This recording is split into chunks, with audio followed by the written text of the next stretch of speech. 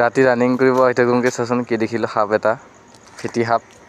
মানে চবেই শুই আছে, ৰাতি মিনিমাম 12টা বজা নাই একচুৱেলি, বাজিব হ'ল 11:45 আৰু এই টাইমতে সাপটো পালোঁ। পাই পেলাই চাচোন ফেটি সাপ কেনেকুৱা ওলমি আছে বাঁহত, বাঁহত ওলোমাই পেলাই লৈ আনিছোঁ আৰু। কাৰোবাৰ ঘৰত যদি সোমাই গ'লে কি হ'ল হয়। ৰানিঙত আহি থাকোঁতে সাপটো দেখিলোঁ, তাকে এতিয়া জংঘলত মাজত এৰিব আহিছোঁ।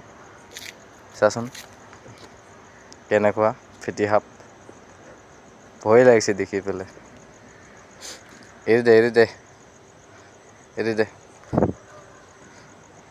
বাপ্পাৰে এৰিবই খোজা নাই দেখোন। ঐ এৰি দে এৰি দে, চাচোন ৰাতি হয়, ঘৰ থাকিলে কি হ'লে হয়।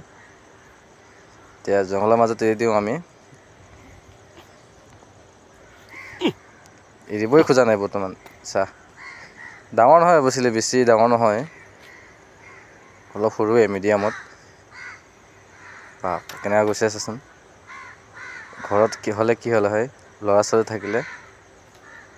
ফেটি সাপ হয়, ফেটি সাপ গৈ আছে চা, কেনেকুৱা গৈ আছে চা, বা সোমাই গ'ল জংঘলত সোমাই গ'ল। কি সাপ? ফেটি সাপ।